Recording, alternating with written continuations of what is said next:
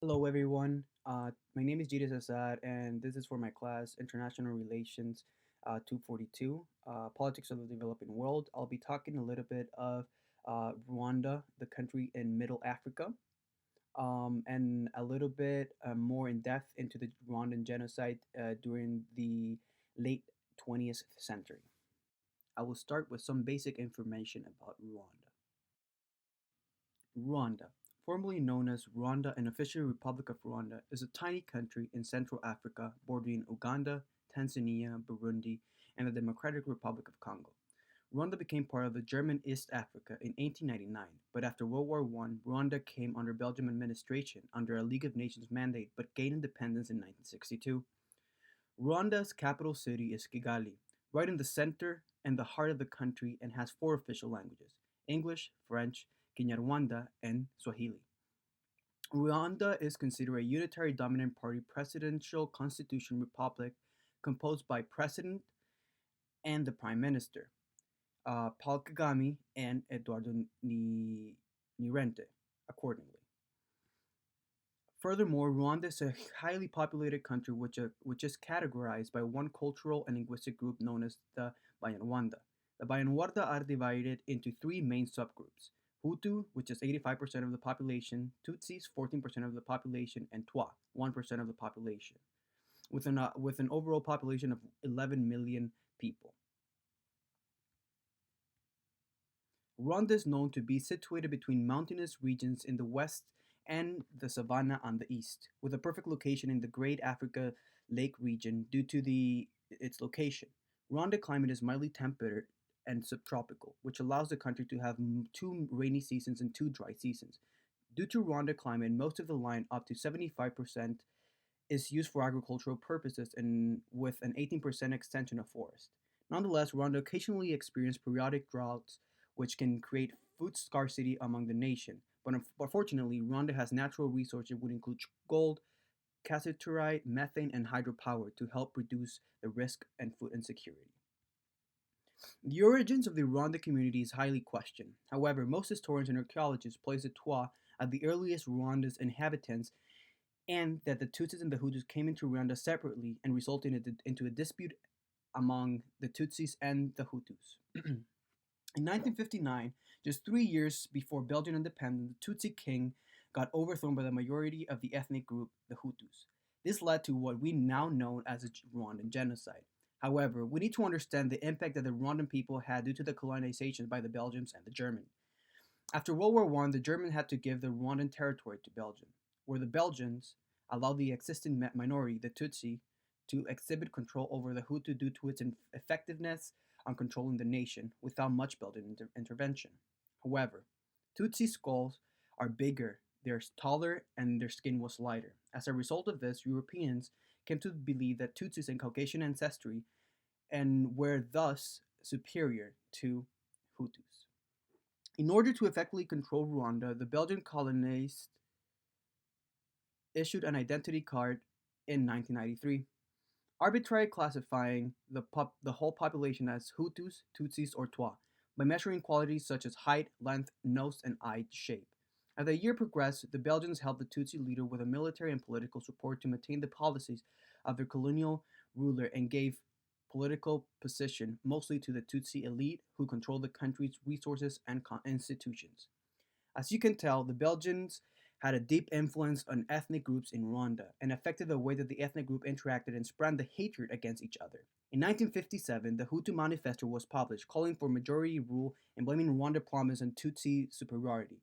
At this point, public opinion changed, and many Belgians started to support the Hutu majority. Thereafter, in 1959, the Rwandan king died under mysterious circumstances while being treated by a Belgian doctor. Tutsi feel that this was part of the Hutu plot to gain power and began trying to destroy emerging Hutu leaders. After a young Tutsi attacked the Hutu leader, widespread Tutsi murders began, which led to the overturn of the Tutsi government and replaced by Belgian-backed Hutus. Not long after, Rwanda was able to become independent, but the effects of colonization and racial segregation was already embedded in the nation. This deep-seated ethnic tension remained long after the Belgians withdrew from the country, which led to the empowerment of the Hutus and the displacement of the Tutsis. The Rwandan economy suffered heavily due to the interstate war, which resulted in ethnic cleansing, known as the Rwandan Genocide. But what exactly happened? The Rwandan Genocide. The lack of understanding between different groups within countries with a plethora of ethnic and cultural differences resulted in serious consequences like discrimination, torture, and genocide. Ethnic conflict is one particular form of this, that in which the goals of at least one party are defined in exclusively ethnic terms, and the primary result fault line of confrontation is one of the ethnic distinctions. In 1994, Rwanda experienced a situation that marked a transition for international relation practices. After years of Belgian influence and disagreement between ethnic groups in Rwanda, the tension led to a genocide that changed the country's history forever. However, we need to understand how Rwanda got to this point. The tensions fomented by the Belgian among the two prominent ethnic groups during the period contributed to the outbreak of the Rwandan genocide, which continued the tendency of the few oppressing the many, creating a legacy of tension and exploded into violence even before the Rwandan gained its independence, which led to the death of 800,000 people, mostly of Tutsi minority, in 1994. Just before Rwanda was able to gain its independence, the Hutus revolted against the favored Tutsi, leading 330,000 uh, Tutsis to flee the country and forcing Rwanda Tutsi monarch into exile, turning the country into a republic between 1959 and 1961.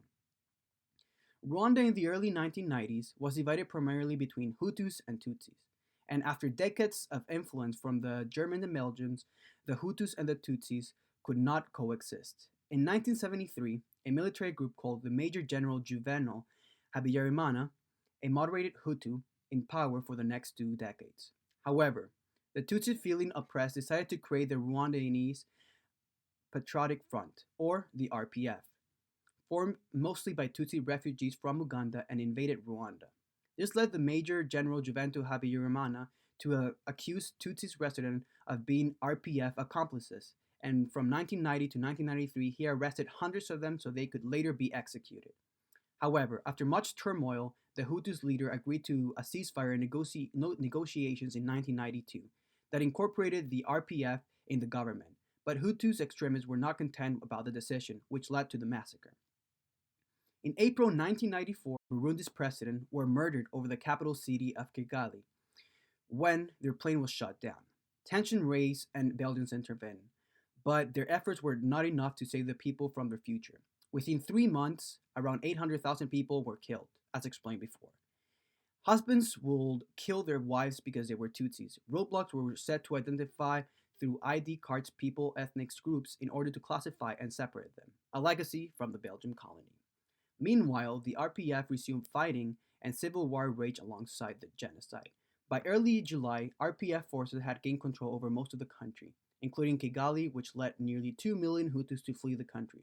Habyarimana's NRMD party was outlawed, and a new constitution adopted in 2003 eliminated references to ethnicity, integrating both Hutus and Tutsis into the government.